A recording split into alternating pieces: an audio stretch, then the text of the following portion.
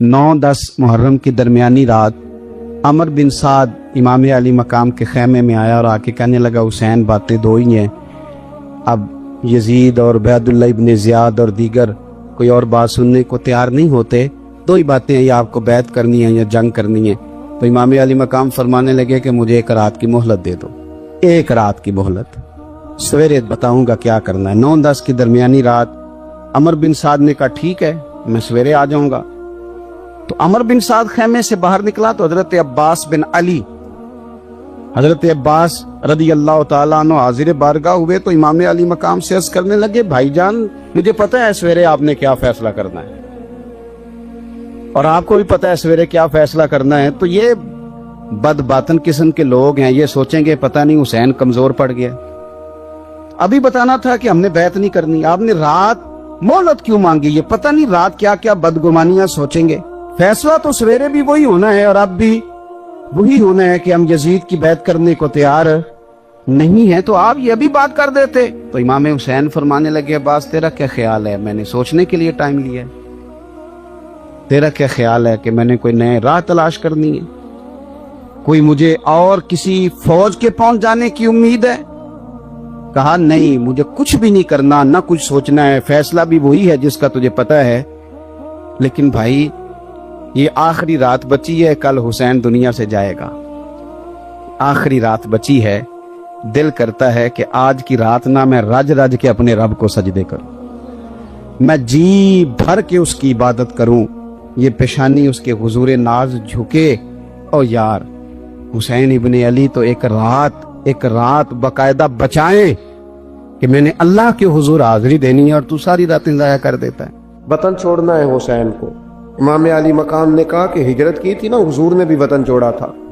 दूर खड़े हैं नाना तेरे करम के खजीने की खैर हो, मैं जा रहा हूं तेरे मदीने की खैर हो। फिर हुसैन इब्ने अली वहां से निकले, बच्चे साथ, डटना पड़ा, भूख प्यास, बच्चों का साथ, फिर बच्चों की शहादतें, ये सारी चीजें इंसान को कमजोर कर देती हैं ना, लेकिन जिसकी शान बड़ी होती है उसकी आजमाइश भी बड़ी होती है।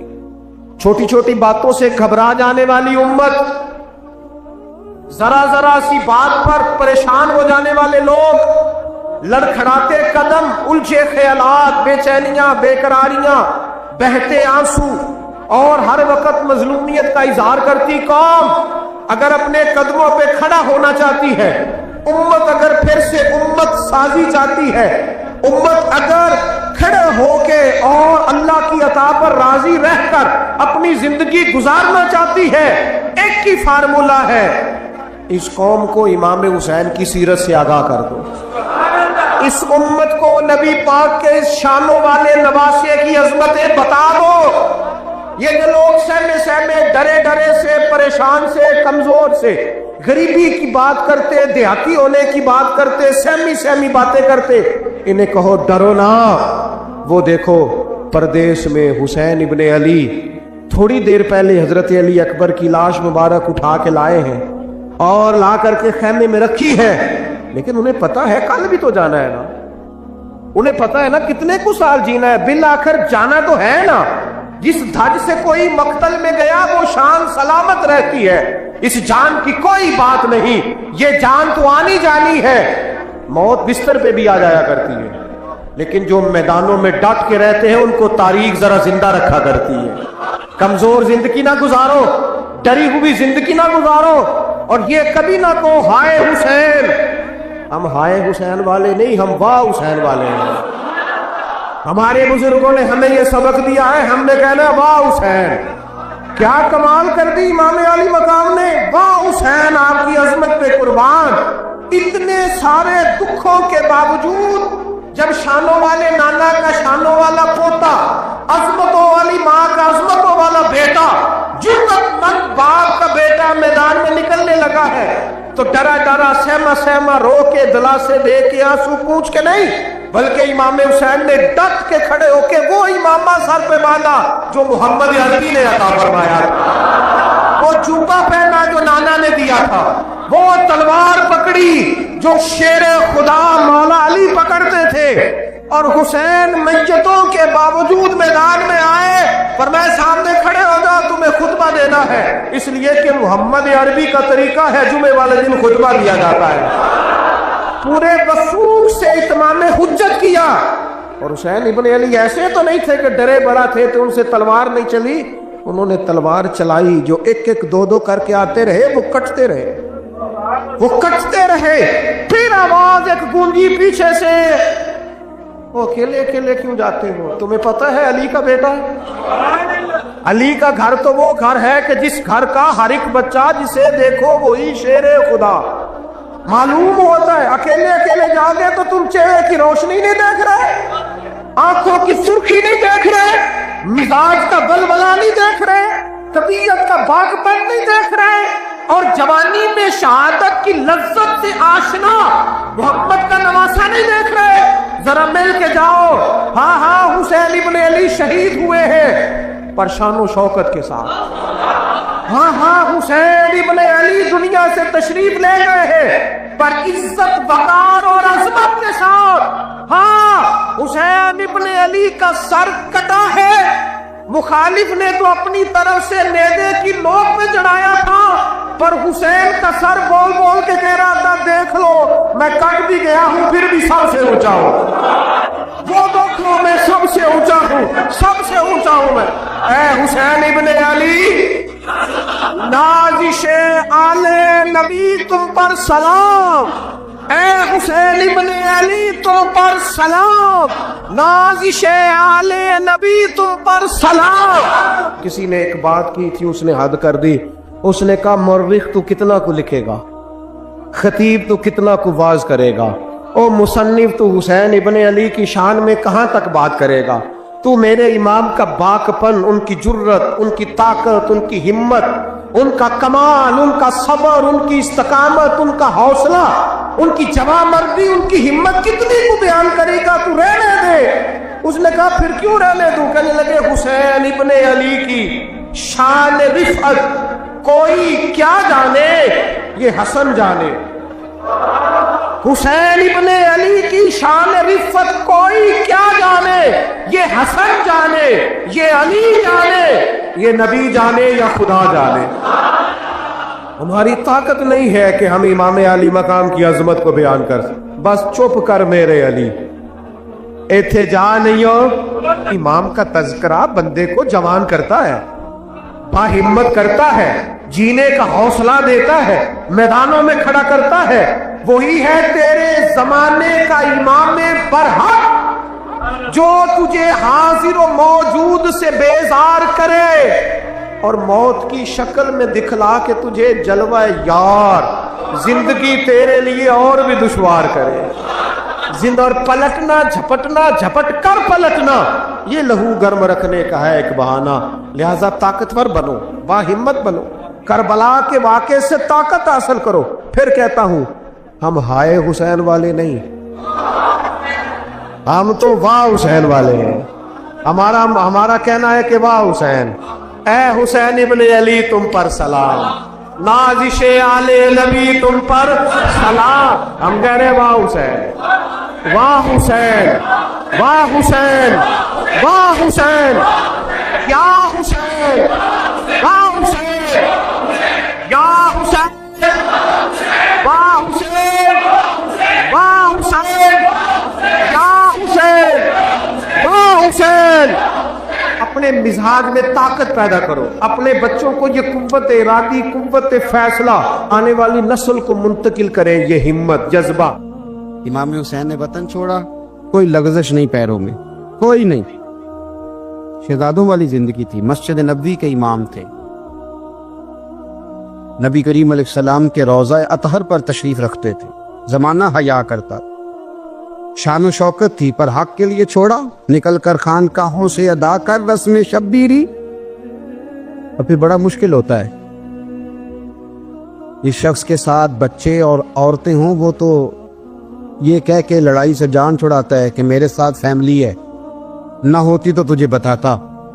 پر امام حسین کو اولاد بھی کمزور نہیں کر سکی، عورتوں کا ساتھ ہونا کمزور نہیں کر سکا۔ پھر امام علی مقام بھوک کتنا مشکل کام ہے. آج لوگ کہہ نہیں دیتے کہ میں تو اس لیے گناہ کرتا ہوں کہ رشوت اس لیے لے لیتا ہوں کہ بچے چھوٹے. 10 دنوں کی کم و بیش سفر، 3 دنوں کی بھوک اور پیاس، پر حق کے رستے میں امام حسین کو کوئی چیز کمزور نہیں کر سکی.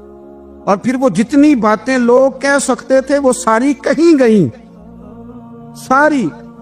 اور آ کے عرض کرنے لگا حضور یہ کوئی معمولی دشمن نہیں، یہ وہ ظالم ہیں جو لاشوں پہ بھی گھوڑے دوڑا دیتے. تو امام علی مقام فرمانے لگے جو شہادت کا جذبہ لے کے نکلے وہ پھر انجام نہیں دیکھا کرتا. وہ انجام، وہ جتنی چیزیں جو استقامت کے رستے میں آ سکتی ہیں وہ ساری چیزیں رستے میں آئیں، پر امام علی مقام نے کسی چیز کی پرواہ نہیں کی. آج کا مسئلہ یہ ہے کہ آج لوگوں میں استقامت نہیں ہے. رات کو کچھ ہوتے ہیں، سویرے کچھ ہوتے ہیں، دوپہر کو کچھ ہوتے ہیں، شام کو کچھ ہوتے ہیں. ہمارا کل انداز تکلم کچھ اور ہوتا ہے، صبح کچھ اور ہوتا ہے. امام علی مقام میدان میں رہے، ایک میت گھر میں ہو جائے تو کئی دنوں تک آنکھ کھلتی نہیں، ہوش رہتا نہیں. سب سے زیادہ مصائب امام حسین نے دیکھے، سب سے زیادہ. اور گھوڑے پر بیٹھنے سے پہلے ساری تکلیفیں آپ دیکھ چکے تھے. باپ کا جنازہ اٹھانا آسان ہوتا ہے، بیٹے کا جنازہ اٹھانا بڑا مشکل ہوتا ہے. پر امام حسین نے بیٹوں کے جنازے اٹھائے. حضرت علی اصغر کی لاش کو امام حسین نے اپنے دست مبارک سے دفن کیا، اور جناب علی اکبر کی میت کو جب آپ اٹھا کے لا رہے تھے تو سیدہ زینب فرماتی ہیں کہ مجھے یوں کبھی لگتا تھا حسین کا قد بڑا ہے اور کبھی لگتا تھا علی اکبر کا قد بڑا ہے. اور فرماتی ہیں کہ پھر حضرت قاسم بن حسن کو بھی وہ اٹھا کے لائے، اور جناب عباس کے وجود سے الگ ہونے والے بازو انہوں نے لا کے حضرت عباس کے وجود کے ساتھ بھی رکھے. انہوں نے یہ سارا منظر دیکھا. لیکن جب حسین ابن علی اپنی دفعہ گھوڑے پہ سوار ہوئے تو لگتا یہ تھا کہ ان سے زیادہ بہادر کوئی نہیں. ایک جملہ بھی یزیدی فوج کے سامنے امام حسین نے کمزور نہیں کہا، ایک جملہ بھی، ایک فکرہ بھی کچا نہیں بولا، کہیں بھی کوئی منت نہیں کی، کسی جگہ بھی ان کے پائے استقلال میں کوئی لغزش نہیں آئی. جب لوگوں کو پتہ چل جائے کہ اب سامنے موت ہی موت ہے، سوائے اس کے چارہ کچھ بھی نہیں، تو بہت ساری رخصت اور اجازت تو دین بھی دیتا ہے. پر امام حسین کسی جگہ کسی رخصت پر عمل کرتے نظر نہیں آتے. ڈٹ کے بات کی، ڈٹ کے. اور پھر جب میدان میں نکلے، اللہ اکبر. تو ابن سعد کہنے لگا کہ اگر 2 کر کے، ایک کر کے جاؤ گے تو یہ 45,000 کا لشکر سارا حسین کاٹ ڈالے گا. یک بارگی حملہ کرو گے تو بات. اتنی استقامت، اتنا. آج تو لوگ ڈپریشن کے مریض ہیں، آج تو لوگ ٹینشن کے مریض ہیں. ہر دوسری بات میں لوگ کہتے ہیں وہ بڑا، پر کس بات سے؟ مطلب کیا آپ نے زندگی میں صرف جاب نہیں مل رہی، صرف بیماری آ گئی، صرف خرچہ نہیں گھر میں بڑا کس بات کا ڈپریشن؟ امام حسین کی زندگی بتلاتی ہے. وہ لوگ بھی کوئی دنیا میں کمال حاصل کر سکتے ہیں جو چھوٹی چھوٹی بات پہ روتے ہیں. مال بھی ہے، جوانی بھی ہے، گھر بھی ہے، مکان بھی ہے، بچے بھی ہیں، عزت بھی ہے، صرف پیسے نہیں. اور انسان ہے کہ آنکھیں نہیں کھل رہی، وہ سمجھتا ہے ہمیں کسی کام کا ہی، فقط پیسے نہیں بس. او خدا کے بندو، امام علی مقام نے فرمایا سارا کچھ لٹا کے بھی جو میدان میں کھڑا رہے اسے حسین ابن علی کہا جاتا ہے، اسے حسین ابن علی کہا جاتا ہے. حسین ابن علی کی شان رفت کوئی کیا جانے، حسن جانے، علی جانے، نبی جانے، خدا جانے، کون جانے امام علی مقام کا معیار. تو امام حسین رضی اللہ تعالیٰ عنہ کی زندگی ہمیں بتاتی ہے کہ ذوق والی عبادت کرو. امام حسین کی زندگی ہمیں بتاتی ہے کہ جب تم سخاوت کرو تو پھر اپنی حیثیت سے بڑھ کر کرو. اور امام حسین کی زندگی ہمیں بتاتی ہے کہ دل میں کسی کے لیے کوئی بات نہ رکھو، صلح کرنے میں پہل کرو، محبتیں کرنے میں آگے بڑھو. اور امام حسین کی زندگی ہمیں بتلاتی ہے کہ جب دنیا میں تم نے کچھ کرنا ہے تو پھر ڈٹنا بھی سیکھو، پھر کھڑے ہونا بھی سیکھو. یہ نہ دیکھو کہ حالات. امام حسین نے ایک دن بھی حکومت نہیں کی، یزید نے 4.5 سال کی، لیکن قیامت تک دلوں پہ حکومت امام حسین کی رہے گی، امام حسین کی رہے گی، اس لیے کہ ان میں استقامت تھی. امام حسین کے ساتھ اس وقت 72 لوگ تھے، لیکن آج کائنات کا ذرہ ذرہ امام حسین کے ساتھ ہے.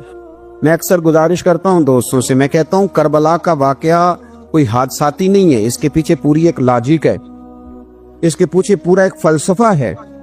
ऐसे ही कोई आदमी 3 दिन भूखा प्यासा रह सकता है? किसी आदमी को सुबह उसने खाना खाया और शाम तक खाना न मिले तो टांगे कांपती हैं। रमजान मुबारक में इबादत की नीयत से रोजा रखने वाले भी शाम को बड़े परेशान हो जाते, और मुसलसल 3 दिन खाना ना खाया जाए और पानी ना पिया जाए, और हाल ये है कि वही आदमी तलवार लेके मैदान में निकले और उसकी हालत ये हो कि लोग उसके आगे दौड़ना शुरू कर दें। हजारों की फौजें ताब ना ला सके। अली का घर भी वो घर है कि जिस घर का हर एक बच्चा जिसे देखो वही शेरे खुदा मालूम होता है। ये कोई आसान है? इसके पीछे पूरी इसके पीछे फलसफा है। इमाम राजी की तफसीर कबीर देखिएगा। इमाम राजी कहते हैं कि सैयदा फातिमा ज़हरा रदी अल्लाह ताला अन्हा के दोनों शहजादे हसनैन करीमैन बीमार हो गए तो सैयदा ने मन्नत मांगी कि बच्चों को शिफा होगी तो 3 रोजे रखूंगी। शिफा हो गई, रोजे भी रख लिए। और जब मौला अली शेर खुदा रोजा रखने के लिए बेदार हुए, सैयदा फातिमा ज़हरा बेदार हुई तो इमाम हसन और हुसैन भी उठ गए। 7-8 साल की उम्र, अम्मा जी हमने भी रखना है। सुबह खजूर और दूध से रोजा रख लिया गया। ऐन इफ्तारी के वक्त मौला अली कहते हैं फाके चल रहे थे, कहीं से मैं जौं लाया थोड़े से। सैयदा फातिमा ज़हरा ने पीस कर रोटियां पकाई। वो वक्त जो बड़ा मुश्किल होता है इफ्तार का, कहते हैं उस वक्त जब खाने के लिए बिल्कुल हाथ आगे बढ़ने लगे और उम्मीद थी कि अभी सैयदना बिलाल अल्लाह अकबर कहेंगे तो रोजा खुलेगा, लेकिन अभी चंद ही मिनट रहते थे कि दरवाजे पर एक फकीर ने सदा दी। कहने लगा सारे मदीने के दरवाजे खटखटा आया हूं, कहत है फाका है, ए रसूलुल्लाह के खानदान वालों, मैं यतीम हूं। किसी ने बताया है कि और कोई दरवाजा खुले ना खुले, सैयदा का दरवाजा तेरे लिए जरूर खुलेगा। क्या यतीम को रोटी मिलेगी? तो हजरत मौला अली ने बच्चों की तरफ देखा ही था कि इमाम हसन सारी रोटियां जाके दरवाजे पे दे आए। खजूर और पानी से इफ्तार हो गया। सुबह फिर खजूर और दूध से रोजा रखा। इमाम राजी कहते हैं ऐन वो वक्त जब इफ्तार का टाइम आया तो फिर दरवाजे पे किसी ने सदा दी। कहा रसूलुल्लाह के खानदान वालों, मैं मिस्कीन हूं, रात से रोटी खाई है, न सुबह खा सका न दोपहर। किसी ने बताया है कि इस दरवाजे से खाली कोई नहीं जाता। इमाम हसन ने फिर सारा लंगर उठाया और फिर जाके दे दिया। तीसरा दिन फिर हुआ। मुझे लगता है जब इफ्तार का टाइम आया होगा ना तो ये खुद ही सारे दरवाजे पे देखते होंगे, ये कोई आया नहीं लेने वाला अभी तक। लगता है कि नजरें दरवाजे पे थी। ऐन इफ्तार के वक्त 3 रोटियां जब जौ की पक के आई, एक भिखारी ने सदा दी। कहने लगा मैं कैदी हूं, आज ही कैद से रिहाई मिली है। पहले दिन किसी के दरवाजे पे सदा मिली है, दी है रोटी मिलेगी। इमाम हसन वो खाना दे के वापिस लौटे। खजूर और पानी से इफ्तार हुआ और जैसे ही मस्जिद नबी में तीनों बाप बेटा नमाज पढ़ने गए तो मौला अली कहते मुझे बताना नहीं पड़ा। रसूल करीम ने मेरी तरफ देख के फरमाया, अली तेरा, फातिमा का, हसन और हुसैन का 3 दिन वाला अमल खुदा को भी बड़ा पसंद आया है और मोहम्मद मुस्तफ़ा को भी बड़ा पसंद आया, बड़ा पसंदीदा अमल। मैं कहता हूँ कि हजरत फातिमा ने ना उनकी तरबियत पहले ही कर दी थी, 3 दिन बगैर इफ्तार के रोजा रखने की। वो ट्रेनिंग घर से हो चुकी थी। अब मैदान करबला में 3 दिन भूखा प्यासा रहना उनके लिए मुश्किल नहीं था। वो तो उन बच्चों के लिए मुश्किल होता है जो खाना देर से पकने से बर्तन तोड़ने शुरू कर देते। वो बच्चे ब्लैकमेल होते हैं जिनको एक वक्त उनके पसंद का खाना ना मिले तो वो घर में जो है वो उधम शुरू कर देते हैं। जिनकी माँ ने आदत डाली हो कि बेटा 3 दिन भूखे प्यासे रहना हुआ तो रह लेना, लेकिन किसी भी बातिल के साथ कंप्रोमाइज ना करना, उनके लिए इतना मुश्किल नहीं था। इनकी तरबियत हुई, इनकी ट्रेनिंग हुई, फिर अल्लाह ने इनकी सीरत में रंग भरे, इनके किरदार में हुस्न आया, वकार आया। हजरत अमीर माविया रदी अल्लाह ताला अन्हु ने एक शख्स को भेजा मदीना मुनव्वरा शाम से, तो उसने कहा मैंने इमाम हुसैन से मिलना है, तारुफ क्या है? जनाब अमीर माविया फरमाने लगे मस्जिद नबी में जाना जिसके गिर्द लोग सबसे ज्यादा अदब से बैठे हों और जिसकी बातें सबसे ज्यादा मीठी हों और जिसकी नजरें सबसे ज्यादा झुकी हों और जिसके चेहरे पर तुम्हें सबसे ज्यादा वकार नजर आए, वही अली के बेटे हुसैन होंगे। जो सबसे ज्यादा तुम्हें वहां माहौल के अंदर जो शख्स नजर आए पूछने की जरूरत नहीं पड़ेगी। वो शख्स कहता है मैं मदीने आया तो मैंने वाकई एक शख्स को देखा, शहद के गिर्द मक्खियों का इतना हुजूम नहीं होता जितना इमाम हुसैन के गिर्द रसूलुल्लाह के गुलामों का हुजूम था, लेकिन नजरें झुकी हुई, बातें मीठी, लहजा गुदाज गुदाज, लफ्जों में रानाई, और लोग कई बातें पूछते तो अली के साहिबजादे एक आध जुमला बोलते तो लगता ये कि वो जुमला सीधा दिल में उतरता चला जाता है। इमाम अली मकाम के किरदार में ना कुछ बातें बड़ी ज्यादा थी, बहुत ज्यादा थी, बड़ा हुस्न था। एक बात तो ये थी इमाम हुसैन रदी अल्लाह ताला अन्हु का इल्म फजल बड़ा कमाल का था। इमाम हुसैन के इल्म से फजल से लोग फैज उठाते थे। फिर उसके साथ साथ इमाम हुसैन का ज़ौक़े इबादत बड़ा शानदार था, बड़ा जबरदस्त ज़ौक़े। अल्लामा जौज़ी ने लिखा है वकान अल हुसैन रदी अल्लाह ताला अन्हु फादिलन कसीर सौमे व सलाते वल हज्जे व सदकाते व अफ़आलिल खैर जमीया। आप फरमाते हैं कि इमाम हुसैन ज्यादा नमाजें पढ़ने वाले थे, कसरत से सजदे करने वाले, कसरत से रोजे रखने वाले, ज्यादा हज करने वाले, और इमाम हुसैन सदका देने वाले और नेकी के कामों में शिद्दत करने वाले। इमाम हुसैन का जो ज़ौक़े इबादत था वो इतना शानदार था कि आप फर्द नमाज के अलावा रोजाना 100 रकत नमाज नफल अदा फरमाया करते। और इमाम हुसैन फरमाते जिंदगी में कभी ऐसा नहीं हुआ कि 3 दिन गुजर गए और हुसैन का कुरान पाक खत्म ना हुआ। 25 हज किए इमाम हुसैन ने मदीना मुनव्वरा से मक्का मुकरमा पैदल जाके, 25 हज। अब तो निस्बत वाले लोगों को इबादत की जरूरत ही नहीं ना, इल्ला माशाअल्लाह, कहते हैं निस्बत बड़ी है।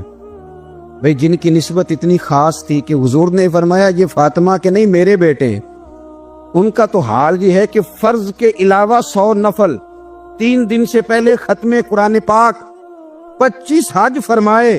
तू किस निस्बत की बात करता है? ये निस्बतें तो हैं जो इंसान को इबादत के करीब करती हैं। लोगों ने मेयार ही बदल दिया है। हजरत सैयदना इमाम हुसैन की शहादत के बाद हजरत अब्दुल्ला इब्न ज़ुबैर रज़ी अल्लाह ताला अन्हु ने कातिलाने हुसैन से खिताब किया और फरमाने लगे अल्लाह की कसम तुमने उस शख्स को शहीद किया है जो रातों को लंबे लंबे क़याम करता था, और तुमने उस शख्स को शहीद किया है जिससे मैं दिन में जब भी मिलता था तो वो रोजे से होता था। तुमने उस शख्स को शहीद किया जो कायमुल लैल था, साइमुद दहर था, उस शख्स को तुमने शहीद किया। आपको पता है मैदान करबला में जब 9 मुहर्रम को इब्ने साद ने इमाम हुसैन से कहा कि जंग करो, अगर यजीद की बैत नहीं करनी तो इमाम हुसैन ने फरमाया एक रात की मोहलत दे दो, एक रात की मोहलत दे दो। हजरत इमाम ज़ैनुल आबिदीन कहते हैं मैंने अपने वालिद गिरामी से अर्ज की कि अब्बा जी आप जिहाद से दूर जाने वाले तो हैं नहीं, आप तो जिहाद से प्यार करने वाले, और ये भी पता है मुझे कि ये जंग अब हो के रहेगी, तो एक रात की मोहलत देने का माना क्या है? भाई कल भी लड़ना है और रात भी लड़ना है, तो अब्बा जी एक रात की मोहलत।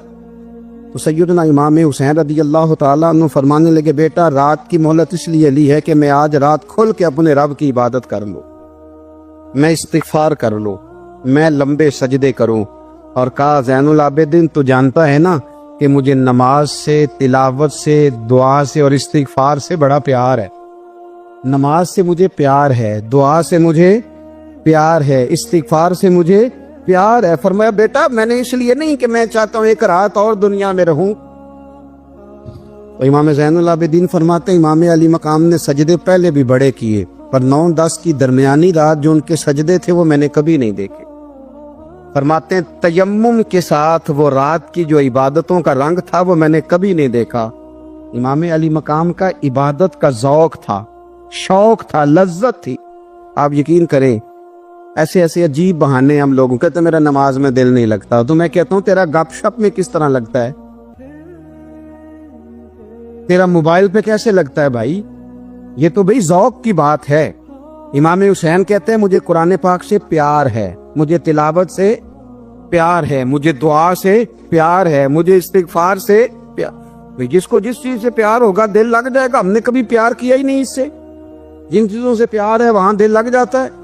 ये एक बहाना है, वरना कसरत से इबादत करना, ज़ौक़ पैदा करना, ये तो अहलुल्लाह का तरीका है। वल्लज़ीना यबीतूना लिरब्बिहिम सुज्जदम व क़यामा, رب کے بندوں کی علامت یہ ہے کہ وہ راتیں سجدے اور قیام میں گزار دیتے ہیں۔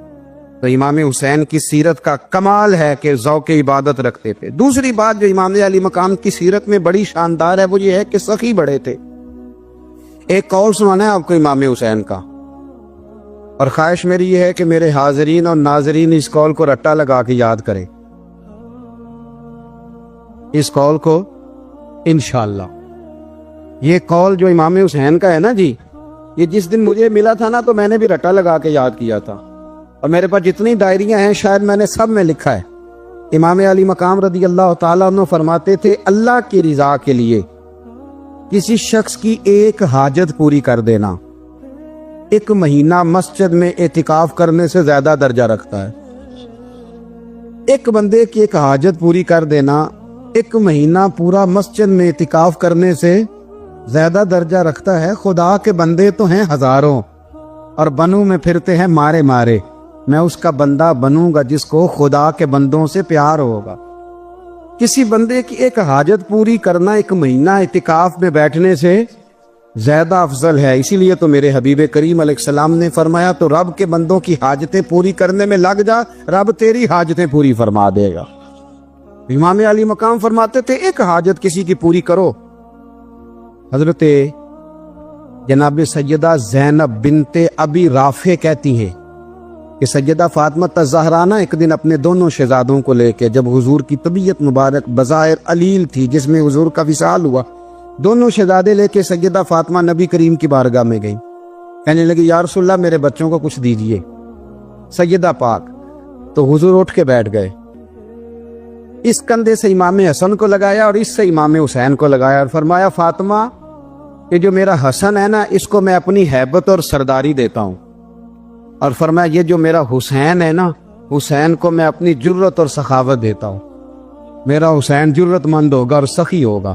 داتا گانج بخش علی حجویری، امام الاولیاء، سید الاسفیاء، داتا صاحب کشف المعجوب میں فرماتے ہیں ایک دن نا امام حسین کے پاس ایک شخص آیا بڑی دور سے کچھ مانگنے، کہا حضور کچھ دیجئے۔ وہ شخص کہتا ہے کہ میرا ظرف یہ تھا کہ 4-5 دینار ملیں گے۔ تو امام حسین فرمانے لگے تھوڑی دیر بیٹھ جا، رزق آ رہا ہے۔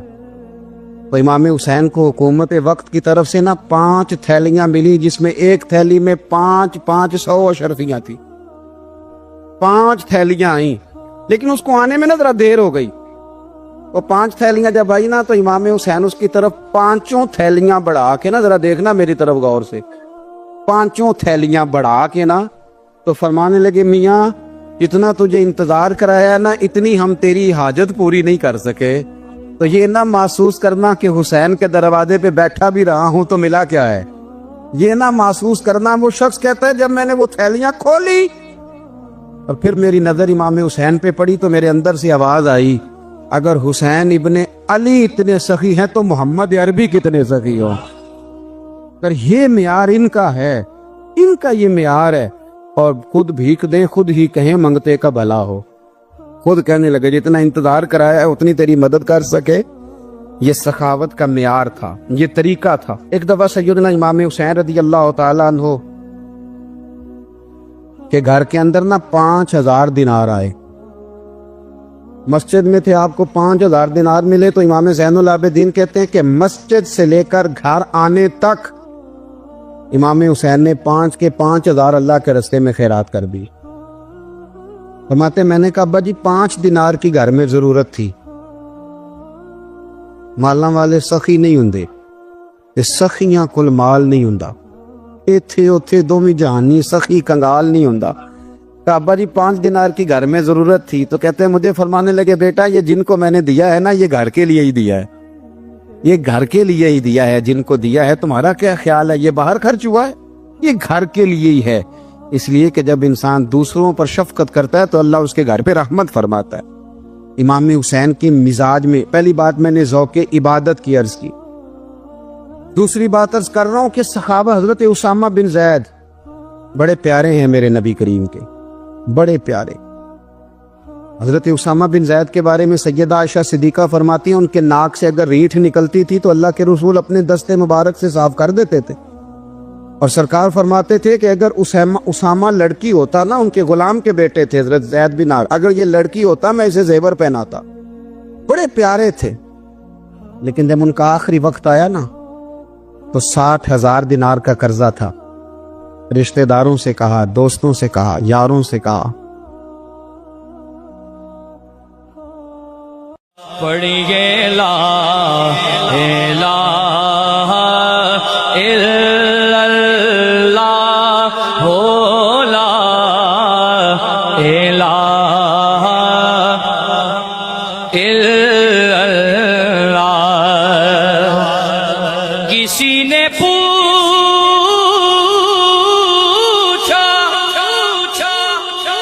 کہ جنت کی کوئی قیمت ہے، تو مصطفیٰ نے کہا لا الہ الا اللہ ہو، لا الہ الا اللہ. حق لا